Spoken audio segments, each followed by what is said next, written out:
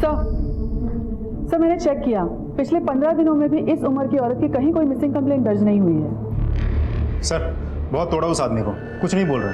मुझे तो लगता है वो सच बता रहा है। आखिर ये औरत है कौन? एक काम करो, फॉरेंसिक टीम को बोल देना, अगर उस बॉडी पर कोई भी बर्थ मार्क मिलता है या कोई ऐसे निशान मिल सकते हैं जिससे हम उसे आइडेंटिफाई कर सकते हैं तो फौरन हमें इन्फॉर्म करें।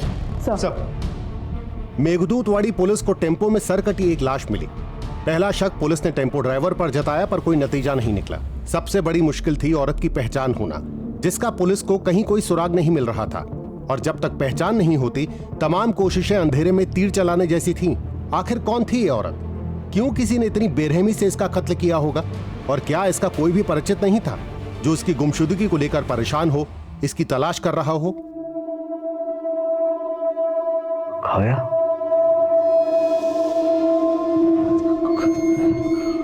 काव्या, आई, आई, आई. काय रे? काव्या तुमच्या रूम मध्ये आली का?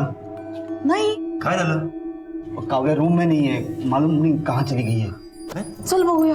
काव्या, एवढ्या रात्रीची कुठे गेली पोरगी?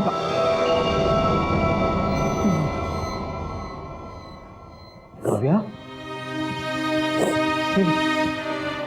हे बोला, काय काय झालं? अरे क्या हुआ? कि तुम रो क्यों रही हो? हाँ क्या हुआ? किसी को बिना बताए यहाँ पे आके बैठकर? चलो अंदर चलो, चलो. नहीं जाऊंगी, मुझे मम्मी के पास जाना है। आप मम्मी को लेके आओ। देखो बेटा, तुम्हारी मम्मी आ जाएगी, आई प्रॉमिस. पापा खुद लेने जाएंगे, आई प्रॉमिस, प्रॉमिस. गुड. आता ना काकांबरोबर जाऊन जाऊ. हां बस, जा बेटा, चला बेटा, उद्या नक्की, आई प्रॉमिस. Good night.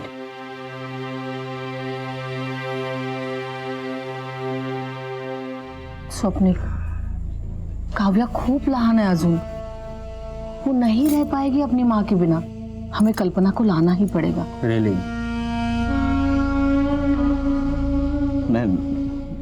मैं संभालूंगा सब कुछ. I will manage everything, I will manage. Definitely. काय मैनेज करना है तू? हाँ, सिर्फ 24 घंटे हुए कल्पना को जाके, और काव्या की हालत देखी है ना तूने? सुबह से कुछ खाया नहीं है बच्ची ने. माँ के पास जाना है, माँ के पास जाना, इतना ही बोल रही है. काव्या को संभालने के लिए मुझे कल्पना की जरूरत नहीं. अगर तू काळजी करू नको हेमा, कुछ ही दिनों में से पता चल जाएगा. बच्ची संभालने के लिए उसको माँ की जरूरत होती. चल.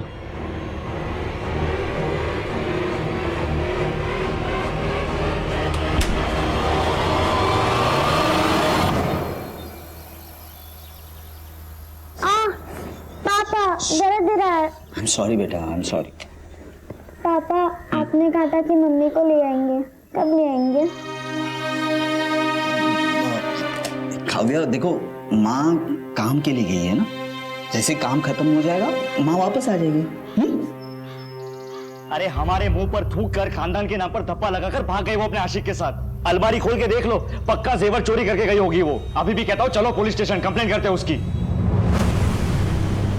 क्यों, क्या हुआ? मिल गया ना साधु संत बनने का इनाम. भाग गई वो. तुम्हारी तो रखी नहीं, हमारी भी इज्जत मिट्टी में मिला दी. चिल्लाओ मत परेश.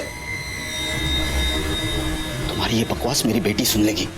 और वैसे भी ये मामला मेरे और मेरे पत्नी के बीच का है. So don't interfere in that. This is my last warning to you. अपने काम से काम रखो.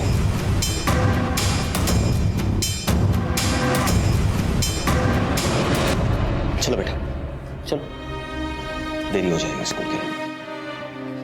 बाय आजी. बाय बाळा. ये होगा नामर्द, मैं नहीं. इस 2% की औरत की पुलिस कंप्लेंट तो मैं करके रहूंगा. अगर ये नहीं करेगा तो मैं करूंगा. डोका फिर लेगा तुझा? मतलब जिन्हें पता नहीं है उन सबको पता चलेगा. हमारे खानदान की इज्जत मिट्टी में मिल गई. बस हो गया. जितनी बेइज्जती होनी थी हो गई. उसे जहां मुंह काला करना है करने दो. अब हमारा उससे कोई रिश्ता नहीं है. अहो, काय बोलताय तुम्ही? कल्पना के साथ 10 साल से एक ही छत के नीचे रह रहे हैं हम लोग। अगर उसका कुछ चक्कर रहता तो हमें मालूम तो पड़ता। तुम अब तक उसका नाम जप रही हो। या घरामध्ये तिचं नाव कोणीही घेणार नाही। अहो। वो हमारे लिए मर चुकी है। कोई पूछे तो बोल देना उसकी ट्रांसफर हो गई, यहां से चली गई हो, समझी? पोस्टमार्टम रिपोर्ट के हिसाब से इस औरत की उम्र 28 से 30 साल की है, 2 महीने की प्रेग्नेंट थी और यह मर्डर रात को 10 बजे से लेकर 11 बजे के बीच हुआ है। पहले गले पर धारदार हथियार से वार किया गया है, फिर सर को धड़ से अलग किया गया है। इसका मतलब विक्टिम की पहचान ना हो इसलिए सर और धड़ अलग करके अलग अलग जगह पर फेंक दिया गया है। सर उसके पैरों की उंगलियों से हमें यह जोड़ भी मिली है। ऐसी जोड़ भी तो अक्सर शादीशुदा औरतें पहनती है। इसका मतलब ये औरत शादीशुदा थी, 2 महीने की प्रेग्नेंट भी थी। तो हो सकता है कि ये एक्स्ट्रा मैरिटल अफेयर का मामला जिसके चलते ये मर्डर हुआ हो।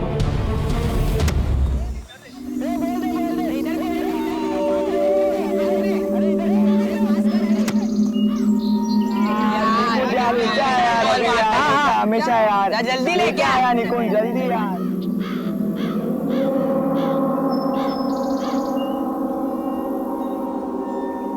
अरे जल्दी लाना यार। रुक जा, लेके आ रहा हूं।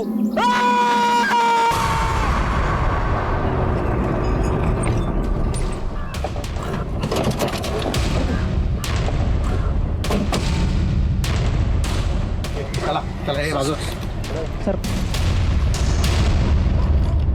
शादीशुदा औरत है, मांग में सिंदूर है और उम्र 28-30 से ज्यादा की नहीं होगी। ये खून सूखा हुआ है और चेहरा भी फूला हुआ है। इसका मतलब खून 2-3 दिन पहले ही हुआ है। नायक एक काम करो, आसपास चेक करो, शायद कत्ल का हथियार या कोई सुराग या फिर बॉडी का बाकी का हिस्सा यही कहीं हो। जी मैडम। तुम लोग हमेशा यही आते खेलने? नहीं मैम, हम लोग हर रोज नहीं आते, सिर्फ छुट्टी के दिन आते हैं। लास्ट संडे आए तो उसके बाद आ जाए। मैडम यहाँ आसपास कुछ भी नहीं मिला।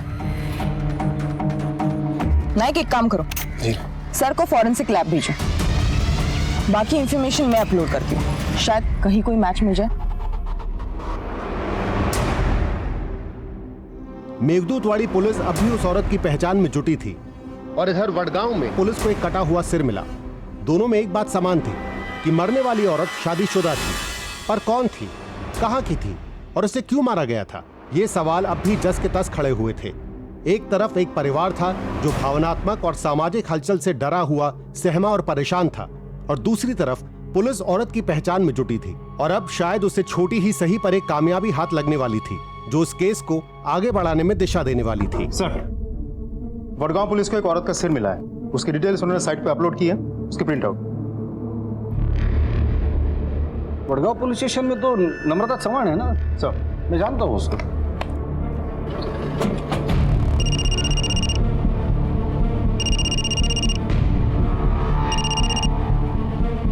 हॅलो नम्रता, पीआय यशवंत गायकवाड बोलतोय। जय हिंद सर। जय हिंद, कशी आहेस? मी मस्त आहे गायकवाड सर। अच्छा सुना है तुम्हारे एरिया में किसी औरत का सिर मिला है सर। और हमारे एरिया में एक औरत का धड़ मिला है। मैंने उसे यवतमाल फॉरेंसिक लैब में भेज दिया है, तुम भी उस सिर को वहीं भेज देना ताकि फॉरेंसिक रिपोर्ट में पता चल जाएगा वो सिर और धड़ एक ही औरत का है या नहीं। Right sir.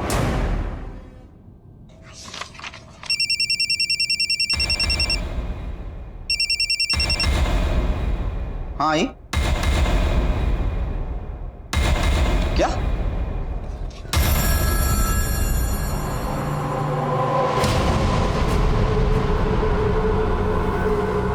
सर शायद और कतीज बन जाले, सब बच्चे घर चले गए। काव्या मेरी बेटी अभी तक घर नहीं पहुंची है। मैं क्या कर सकता हूँ? मैं क्या कर सकता हूँ? You are responsible for them.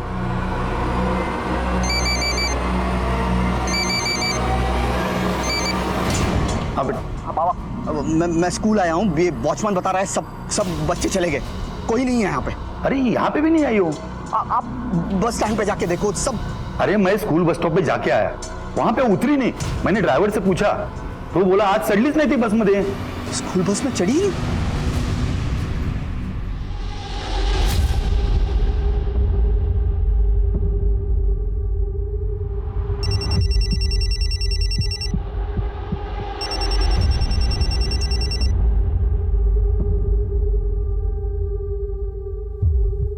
हाँ बोलो प्रतिभा।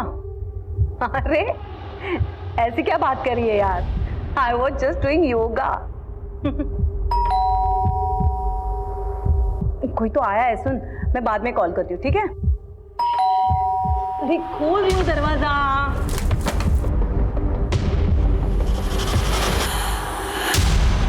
तुम काय कळत नाही ही पोरगी कुठे गेली असेल कोणास ठाऊक। अरे वो ही ले गई होगी और क्या। आई स्कूल में चेक किया, उसके फ्रेंड्स के पास फोन किया, किसी को मालूम नहीं काव्या कहाँ गई। सिर्फ 8 साल की है हमारी काव्या, अशी एकटी कशी जाईल कुठे? हो ना, तेच कळत नाहीये, कोणालाही न सांगता निघून गेली आहे पोरगी। तिच्या आजीकडे पाहिलंस? आजी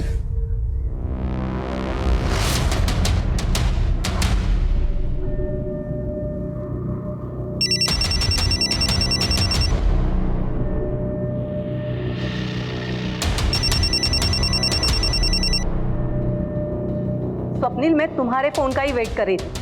परेशान हो ना अपनी बेटी काव्या के लिए? वो मेरे पास है। वो स्कूल से सीधा मेरे पास आई थी। उसके नानी के पास है। थैंक गॉड, मैं तो डर गया था। स्वप्निल, डरी हुई तो मैं हूं अपनी बेटी कल्पना के लिए। तुम्हारी बेटी तो मेरे पास सुरक्षित है, लेकिन मेरी बेटी कहाँ है जिसका 2 दिन से कोई अता पता नहीं है? देखो, काव्या ने मुझे सब कुछ बता दिया है। स्वप्निल, सच सच बताओ, मेरी बेटी कल्पना कहाँ है? देखो वरना।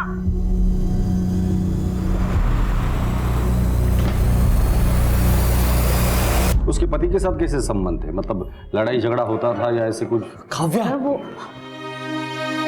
ठीक तो है ना, और ऐसे बिना बताए किसी को जाते हैं? मैं डर गया था। आपको नानी के पास जाना था तो बताना चाहिए था। एक मिनट। आप कौन है? I am sorry sir, I am Swapnil Deshmukh, Kavya's father. आपने मुझे फोन किया था। आपकी बीवी 2 दिन से लापता है और अपने पुलिस स्टेशन में कंप्लेंट भी नहीं लिख पाई, क्यों? सर, मैं मेरी बच्ची के सामने कुछ बोलना नहीं चाहता। ये लगे जरा बाहर जा। सर, ये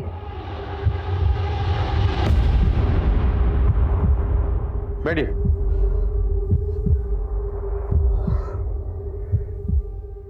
सर, कल्पना मेरी बीवी है।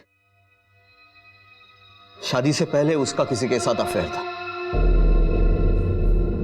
अब वो उसके लाइफ में लौट के आया। उसने उसमें और अपनी फैमिली में से उसे चुना, उसी के साथ चली गई। सर अगर वो हमसे प्यार करती, अपनी फैमिली से प्यार करती, तो हमें छोड़ के चली जाती। फिर मैंने सोचा अगर कल्पना इसमें सब में खुश है तो वही से मैं उसके रास्ते में नहीं आऊंगा। सर, जो लाश हमें 2 टुकड़ों में मिली थी उसका सर और धड़ मैच हो चुका है। डीएनए भी मैच हुआ है। उसकी शक्ल किशोरी जी की बेटी कल्पना जैसी लग रही है।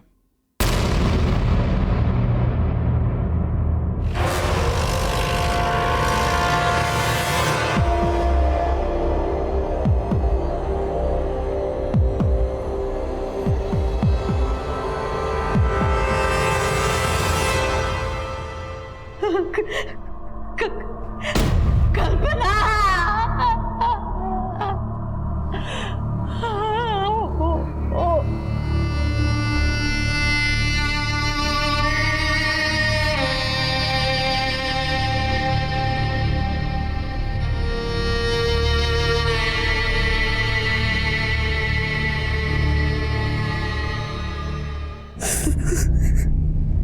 सर, उन दोनों में से किसी ने एक ने मेरी कल्पना को मारा है। हाँ सर, सुधांशु या अक्षय। कौन है ये दोनों? सुधांशु शादी से पहले कल्पना का प्यार, वो उसके लाइफ में लौट के आया था। उसके ही ऑफिस में बॉस बनकर उसके साथ जाना चाहती थी कल्पना। तो मेरे फैमिली परिवार की खुशी के लिए मैंने उसे जाने दी।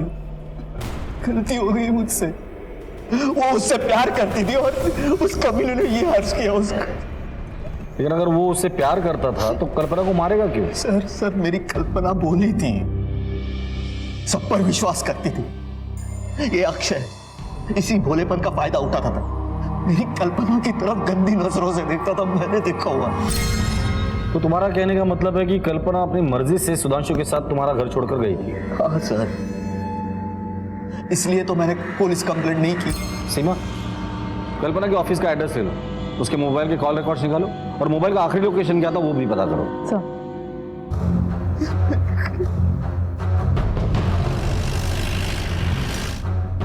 मिस्टर जोशी से मिलना है। Sir he is there. Seema, staff से पूछताछ करो। सर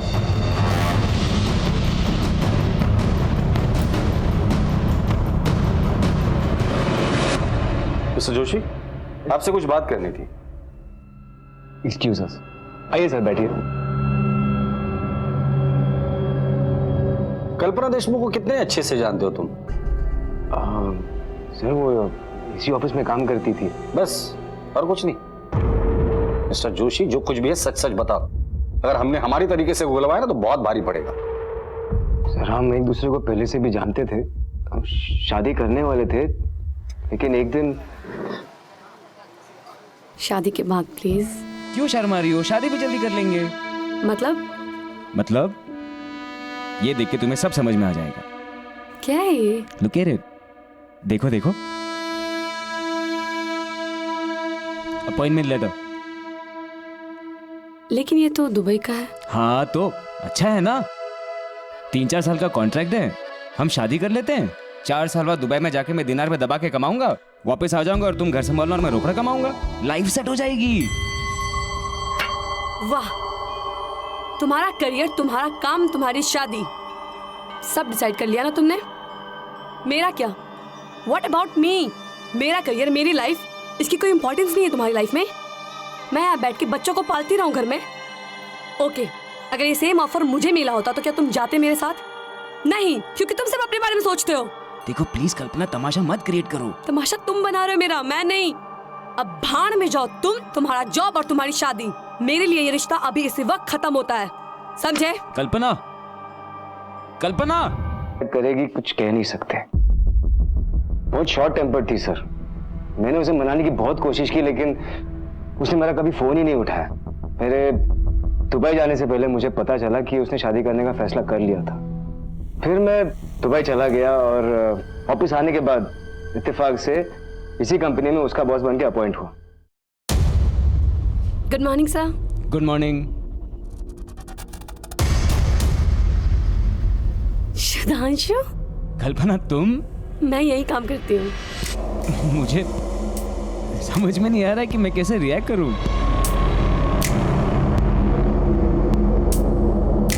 मैं बताती हूँ पुराने रिश्तों को कैसे वेलकम करते हैं। एक्सक्यूज मी कल्पना, एक्सक्यूज मी।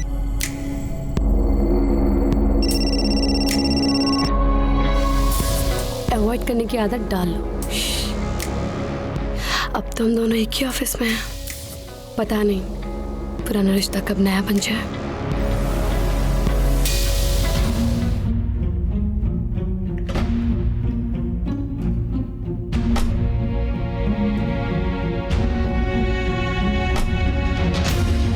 सर वो ऐसे बिहेव कर रही थी जैसे कि हमारे बीच 10 साल का गैप हुआ ही नहीं। Baby, you feeling so cold. बताना चाहिए ना, डोंट बी सो फॉर्मल। कल्पना ये क्या कर रही हो तुम? होश में आओ। तुम किसी की बीवी हो, एक बच्चे की माँ, और मैं किसी का। तुम सिर्फ मेरे हो, किसी के नहीं। और मैं सिर्फ तुम्हारी। कल्पना ये गलत है। क्या गलत है? हाँ, और जिस गलती से खुशी मिले वो गलती कर लेनी चाहिए ना। 10 साल पहले जब मैं तुम्हें छोड़ के गई थी, उस गलती से क्या मिला मुझे? कुछ भी तो नहीं। लेकिन आज पास आने की गलती से अगर मुझे कुछ मिल रहा है तो क्या प्रॉब्लम है? मैंने उसकी कोई बात नहीं मानी, ना उससे कोई रिश्ता बनाया ना बढ़ाया। जिस दिन कल्पना का मर्डर हुआ था तुम कहाँ थे? उस दिन मेरी तबीयत खराब थी और मैं घर पे था। तुम्हारे अलावा और कोई है जो इस बात को कंफर्म करे कि तुम उस दिन घर पर ही थे? नहीं सर, उस दिन मैं घर पे अकेला था। क्यों? तुम्हारी बीवी कहाँ है? वो भी जॉब करती है, मुंबई में उसका पोस्टिंग है, वीकेंड्स में यहाँ आती है। ठीक है, फिलहाल तो हम जा रहे हैं, लेकिन जब तक इस केस की इन्वेस्टिगेशन चल रही है, शहर छोड़ने से पहले हमें इन्फॉर्म करके जाना। Okay sir. सर, हमें मिली इन्फॉर्मेशन के मुताबिक कल्पना के सेल की लास्ट लोकेशन यहीं की थी। मैंने उसका डेस्क भी चेक किया और उसके कुछ ऑफिस कलीग से भी बात की, लेकिन कुछ खास इन्फॉर्मेशन हाथ नहीं लगी। सर वैसे ये मिताली है, कल्पना की बेस्ट फ्रेंड। शायद इसे कुछ जानकारी हो। कल्पना के बारे में क्या जानती हो? सर एक्चुअली वो उस दिन बहुत खुश थी। मिताली सुन ना, रेस्टोरेंट में आना, मुझे एक सरप्राइज देनी है तुझे। कल्पना तूने अभी बोला वाह,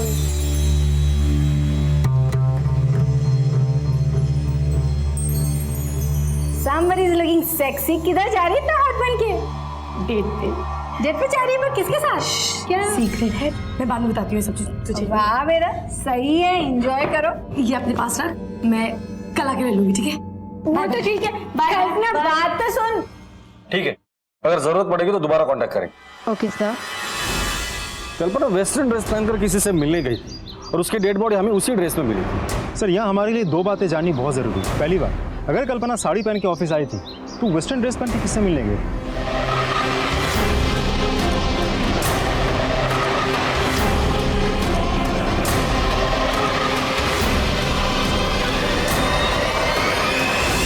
और दूसरी बात यह है कि उसके फ़ोन का लास्ट लोकेशन ऑफिस पे क्यों दिखा रहा? तो क्या फ़ोन ऑफिस में बंद करके छोड़ के गई थी?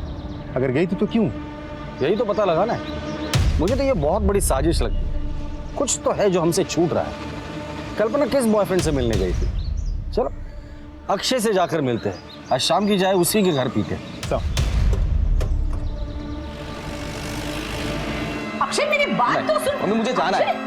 अक्षय कैसी बात कर रहा है? लेकिन बता तो सही, कहाँ जा रहा है तू? मम्मी मुझसे यहाँ पर पढ़ाई नहीं हो रही है, मैं गाँव वाला चालू है। गाँव पे जाएगा? पागल हो गए हैं क्या? अब टेंशन मत लो। जाना है, छोड़।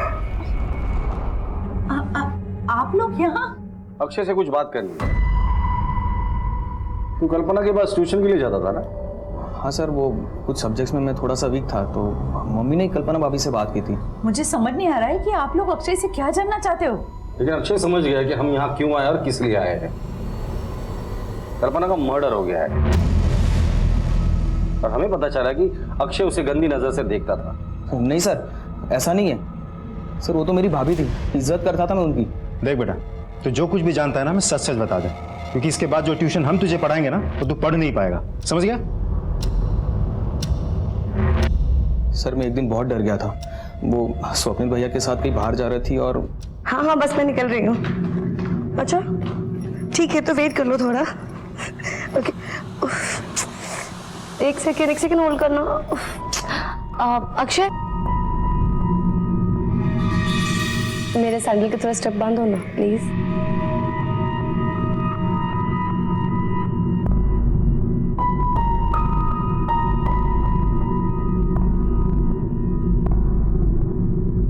Just hold second. अच्छे स्टूडेंट हो, जल्दी सीख रहे हो। सर कल्पना भाभी मुझसे सर कुछ अलग ही बिहेव करती थी मेरे साथ। कल्पना, मी कीर्तनाला जाते का? काळजी घे घराची।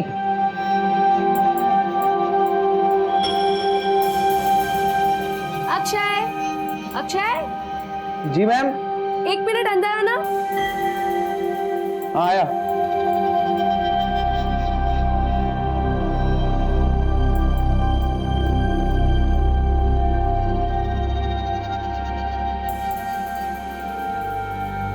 मैम। अक्षय, मैं टॉवल बाहर ही भूल गई, दे दो जरा।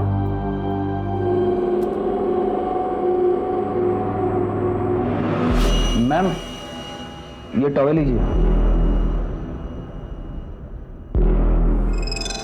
तुम्हें नहीं नहाना है क्या? चलो।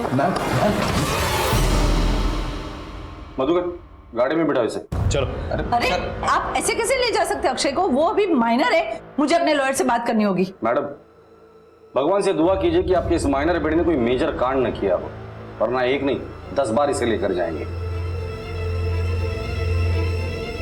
सर अगर अक्षय सच बोल रहा है तो कल्पना का कैरेक्टर वाकई सही नहीं था, और हो सकता है इसी वजह से उसका खून हुआ हो। इसका उल्टा भी तो हो सकता है। एक काम करो, कल्पना का सोशल मीडिया अकाउंट और कॉल रिकॉर्ड चेक करो। अगर ये अक्षय सच बोल रहा है और कल्पना के वाकई में कहीं आशिक है तो हमें वो वहां मिलेंगे। सब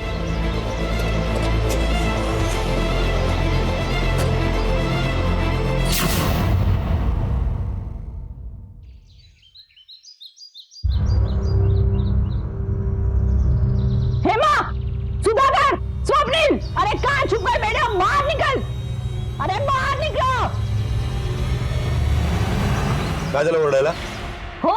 शर्म नहीं आई मेरे बेटे को बदनाम करके? अरे तुम्हारी बहू आवारा और बच्चलन थी, उसमें मेरे बेटे का क्या कसूर? और एक बात कान खोलकर सुन लो, अगर दोबारा तूने इस बदनामी में मेरे बेटे को खींचने की कोशिश की तो पूरे शहर में तेरी बहू की पोल खोल के रख दूंगी। कल्पना के बारे में अभी तक जो कुछ भी हमें पता चला, मला तुम्हाला काहीतरी विचारायचं, आप मेरे बहू को एक बढ़िया बोला। सर, आप मेरी बहू को न्याय दिलाने की कोशिश कर रहे या उसे बदनाम करने की? आप कहना क्या चाहती है? सर, अक्षय और कल्पना के बॉस ने आपसे जो कुछ भी कहा उसकी सच्चाई जानने की आपने कोशिश ही नहीं की, वो साफ बच गए, उल्टा मेरी मरी हुई बहू बदनाम हो रही है। सर ठीक है, मैं आपकी तकलीफ समझ सकता हूँ, लेकिन हमारी किसी के साथ कोई पर्सनल दुश्मनी तो है नहीं। कल्पना का मर्डर हुआ है, हम भी उसके कातिल को ही ढूंढ रहे हैं। इसके लिए कल्पना के जीवन में जो कुछ भी चल रहा था वो जानना हमारे लिए बहुत जरूरी है। हम सिर्फ सच ढूंढ रहे हैं। हाँ तो सर, सच यही है कि वो झूठ बोल रहा है। अभी तो यकीन के साथ कैसे कह सकती है? क्योंकि सर मैं सच जानती हूँ। हेलो सुधांशु, किस टाइप के घटिया इंसान हो तुम? हाँ, तुमने मेरे फोन पे फोन किया, मैंने नहीं उठाया तो तुम लैंडलाइन पे फोन कर रहे हो? कितने बेशरम हो तुम। लिसन, मैं लास्ट टाइम वार्न करी तुम्हें, अगर तुमने मुझे दोबारा परेशान किया या फोन किया ना तो मैं तुम्हारे खिलाफ एक्शन लूंगी, समझे?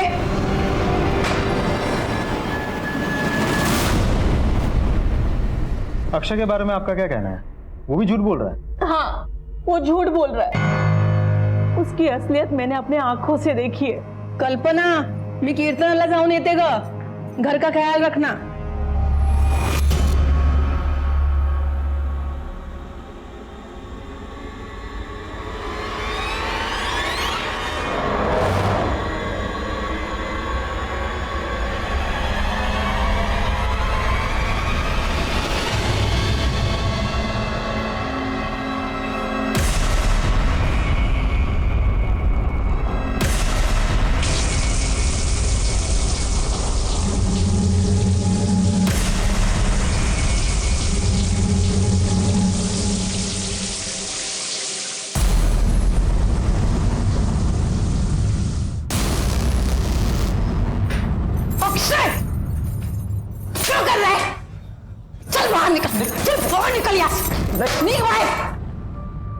सर, माझी तुम्हाला एक विनंती है, अगर आप मेरी बहू को न्याय नहीं दिलवा सकते ना, लेकिन उसे बदनाम तो मत कीजिए सर।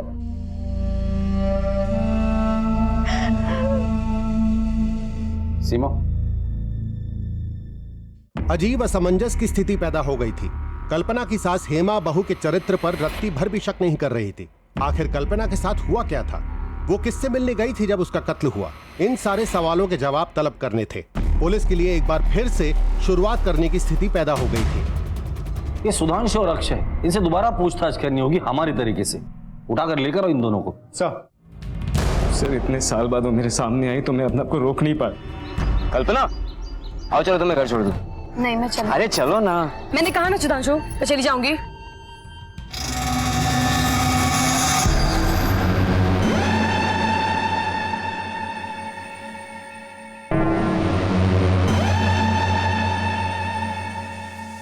हाउ डेयर यू, तुम्हारी हिम्मत कैसे हुई? मैं चाहता था कि वो वापस मेरे पास आ जाए। सच कह रहा हूं सर, मेरा उसके खून से कोई लेना देना नहीं है। घबराओ नहीं अक्षय, जो भी जानते हो सच सच बता दो सर को। सर, मुझे कल्पना भाभी बहुत अच्छी लगती थी।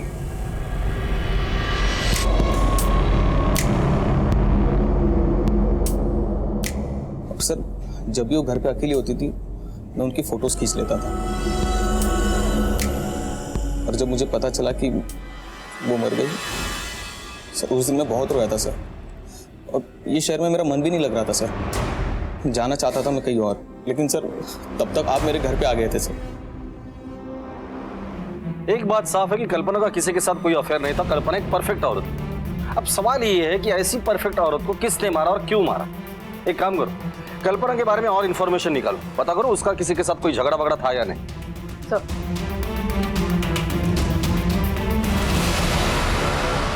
नाही, तिचं कोणाशी भांडण तर नव्हतं, लेकिन बहुत दिनों से कुछ परेशान सी थी, बहुत गुस्से में थी। हेलो आई, ये सुधांशु, मतलब पूरी दुनिया छोड़ के इसको मेरी कंपनी मिली थी। मिस्टर दुबे रिटर्न कॉल में दूसरी कंपनी नहीं मिली। आई कुछ समझ में नहीं आ रहा। मेरे पास सिर्फ 2 ही रास्ते बचे आई, या तो मैं स्वप्निल को इसके बारे में सब कुछ बता दूं, या तो फिर ये कंपनी ही छोड़ दूं। स्वप्निल को ये सब बात बताने की सपने में भी मत सोचना। वो सुधांशु और तेरे बीच में कुछ भी नहीं है, ये मानेगा ही नहीं बात। और दूसरी बात, नौकरी छोड़ने की भी बात सोचना नहीं। स्वप्निल अगर पूछेगा तो तू क्या बताएगी उसे? देख, तू वो सुधांशु को इग्नोर कर। देख बेटा, तुला माझी शपथ है। मतलब स्वप्निल कल्पना और सुधांशु के बारे में कुछ भी नहीं जानता था? नहीं, स्वप्निल के पास कल्पना के अलावा कोई और जरिया था ही नहीं कि उसे पता चले। स्वप्निल ने मिसिंग कंप्लेंट इसलिए नहीं लिखवाई क्योंकि वो जानता था कि कल्पना कहाँ है। उसे कल्पना और सुधांशु के अफेयर के बारे में पता था, और इस महान आदमी ने कल्पना की खुशी के लिए खुद का घर भी तोड़ दिया। जिस दिन कल्पना का मर्डर हुआ था, स्वप्निल के फोन की लोकेशन क्या थी? उसके ऑफिस की। बुलाकर लेकर आओ इस स्वप्निल को और पता करो कि वाकई वो ऑफिस में था या उसका फोन ऑफिस में था और ये कहीं और था। कल्पना ने तुम्हें कभी भी नहीं बताया था कि शादी से पहले उसका और सुधांशु का अफेयर था, तो फिर ये बात तुम्हें कैसे पता चली? सर, क्या आपकी शादी हुई है? अब तुम मुझे शादीशुदा दुखियारे पति की कहानी सुनाओगे? नहीं सर, ऐसा कुछ नहीं करना चाहता। मैं सिर्फ इतना बताना चाहता हूं कि एक इंसान दूसरे इंसान के साथ इतने साल बिताने के बाद हर बात बतानी जरूरी नहीं होती उस दूसरे इंसान को। कुछ बातें ऐसी होती कि अपने आप समझ में आ जाए। तो तुमने अपने ही मन से मान लिया कि सुधांशु के साथ उसका अफेयर है? नहीं, बिल्कुल नहीं। मेरा एक दोस्त है जो सुधांशु को पहचानता है। वाइफ बंबई में है। हाँ, और तू यवतमाल में ऐश कर रहा है। ऐश नहीं कर रहा है यार। सुन, ऐश करने वाले लोग ना अलग ही होते हैं, वो नसीब ऊपर से लिखवा के आते हैं। किसकी बात कर रहा है? अरे कोई नहीं, अपना वो एक कॉलेज का मेरा एक दोस्त सुधांशु कॉलेज में था। कॉलेज में सबसे हॉट लड़की से प्यार हुआ, इश्कबाजी, किससे बड़े फेमस हुए इन लोगों के भाई। उसके बाद लड़की ने शादी से मना कर दिया। उसके बाद ये गया दुबई, 10 साल पैसे वैसे कमाया, दिनार में छापा, वापस आया इंडिया और यहाँ पे कॉलेज से भी हॉट लड़की से शादी कर ली। अच्छा? हाँ, नसीब इसे बोलते हैं। वापस आता है इंडिया, यवतमाल में इस कंपनी में नौकरी करता है ना। कॉलेज की वो हॉट लड़की भी वहीं काम करती है। क्या नाम क्या बताया बंदे का? अरे सुधांशु जोशी। लड़की का नाम क्या? लड़की कल्पना। दोनों एक किस्से फेमस थे पूरे कॉलेज में। तो ये सारी कहानी सुनने के बाद तुम्हें गुस्सा आ गया और गुस्से में आकर तुमने कल्पना को मार दिया? नहीं सर, बल्कि मैंने कल्पना को आजाद कर दिया सुधांशु के पास जाने के लिए। 10 साल बिताए मैंने और कल्पना ने, उसकी यादें ही मेरे लिए काफी है। सर, मैं अपनी बीवी को क्यों मारूंगा? हाई मैं पुलिस स्टेशन। हाँ ठीक है, मैं तो ये तो सर, काव्या आई बाबा को बहुत परेशान करेगी, क्या मैं जा सकता हूं?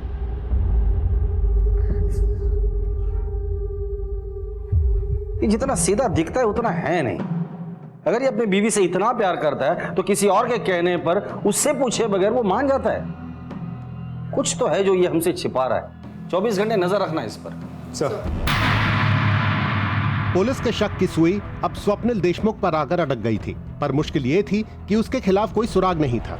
जब कल्पना का खून हुआ तो मोबाइल लोकेशन के मुताबिक स्वप्निल ऑफिस में था और कल्पना कहां और क्यों गई थी इसका कोई खुलासा नहीं हुआ था, क्योंकि उसका फोन ऑफिस में स्विच ऑफ हुआ था और उसके बाद से फोन गायब था। पुलिस ने कल्पना का फोन तब से ही सर्विलेंस पर डाला हुआ था, पर कोई सफलता हाथ नहीं लगी थी।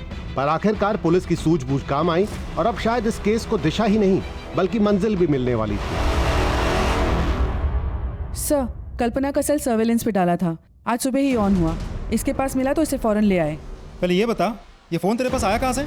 ये फोन मुझे कांचा ने बेचा था। कांचा कौन है? कांचा उधर आरडी बंगलो का केयरटेकर है साहब, मेरी दुकान पे आता जाता रहता है। आज मुझे उसने मोबाइल बेचा 5000 रुपये में। उसने तुझे बताया था ये फोन उसको कहाँ से मिला? नहीं साहब। ठीक है।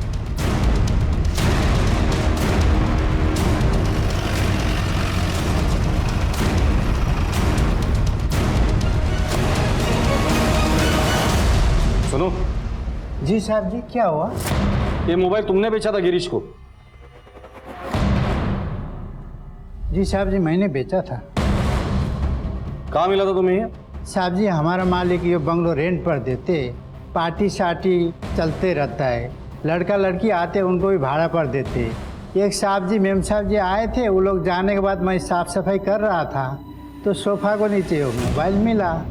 मैं सोचा जिसको है उसको लौटा दूँ, ऑन करना कोशिश की, ऑन हुआ ही नहीं। फिर मैं गिरीश के पास चले गया और गिरीश बोले कि 5000 मिलेगा।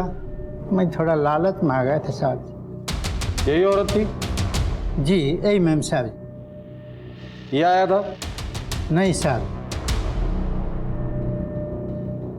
ये आया था?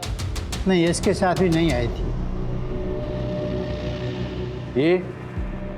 हाँ साहब जी, इसके साथ आई थी मैं।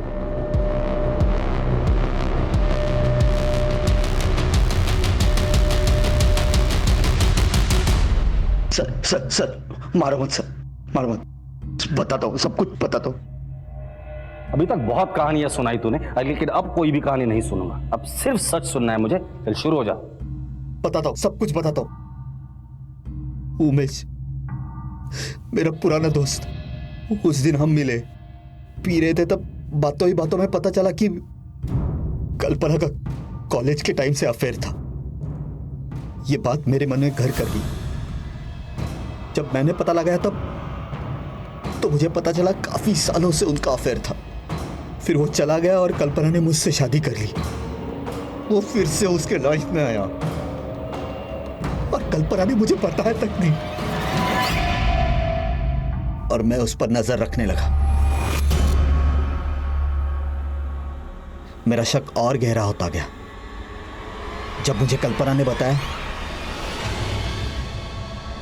तुम्हें एक खुशखबरी देनी है। खुशखबरी? क्या? तुम फिर से पापा बनने वाले हो। I am so happy.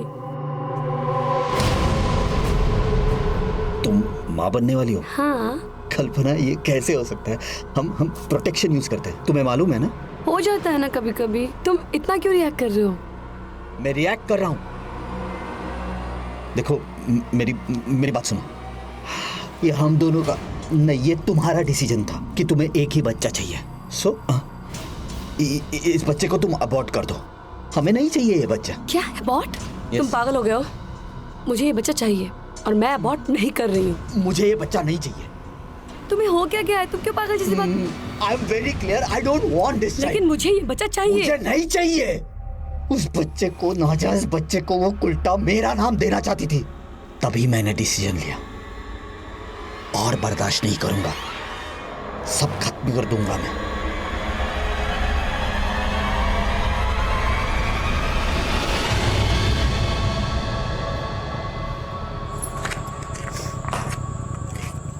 मुझे माफ कर दो। मैंने तुम्हारे साथ बहुत बदतमीजी से बात की। अपनी गलती सुधारने के लिए मैं तुम्हें आज डेट पे ले जाना चाहता हूँ। उस दिन कल्पना को मैंने एक नई ड्रेस खरीद के दी। फिर मैंने उसे फोन किया और मेरे साथ डेट पर चलने के लिए मना लिया। मैंने उसे कहा कि आज हम दोनों वक्त बिताएंगे, सो मुझे कोई डिस्टरबेंस नहीं चाहिए। इसीलिए मैंने उसे कहा कि वो अपना मोबाइल ऑफिस में ही स्विच ऑफ कर दे और मैं अपना मोबाइल ऑफिस में ही छोड़ दूंगा। वो निकली थी घर से साड़ी पहन के, पर उसने ऑफिस में मेरी गिफ्ट दी हुई वेस्टर्न ड्रेस पहन ली।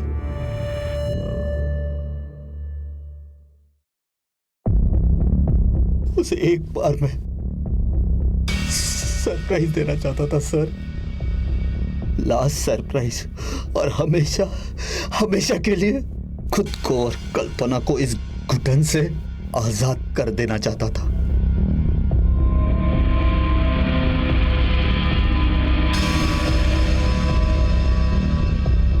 अरे क्या कर रहे हो? मैंने कहा था ना तुम्हें, एक बहुत बड़ा सरप्राइज देने वाला हूं तुम्हें। अच्छा क्या है? दिखाओ तो सही। पेशेंस रखो। कर क्या रहे हो तुम? अरे मैंने कहा था ना, एक बड़ा सरप्राइज। स्वप्नी, तुमने मुझसे एक सवाल पूछा था, मेरी शादी हुई है कि नहीं? हाँ हुई है मेरी शादी। एक पुलिस के नाते नहीं, पर एक पति और इंसान के नाते तुम्हें बताता हूं, पति पत्नी का रिश्ता एक विश्वास का रिश्ता होता है, भरोसे का रिश्ता होता है। तुम चाहते तो इस विश्वास के रिश्ते को आगे बढ़ा सकते थे, और शक इतना ही गहरा था तो बच्चे का डीएनए टेस्ट करवा सकते थे, लेकिन नहीं, तुमने जुर्म का रास्ता अपनाया। जो जुर्म तुमने किया है उसकी सजा तो तुम्हें कानून देगा ही, लेकिन एक सजा मैं तुम्हें अभी सुना रहा हूं। तुम्हारी बीवी का किसी के साथ कोई अफेयर नहीं था। उसके पेट में जो बच्चा था वो नाजायज नहीं बल्कि वो तुम्हारा बच्चा था। अब जिंदगी भर इसी पश्चाताप के आग में जलते रहना कि तुमने सिर्फ अपनी बीवी का ही नहीं बल्कि होने वाले बच्चे को भी मार डाला है।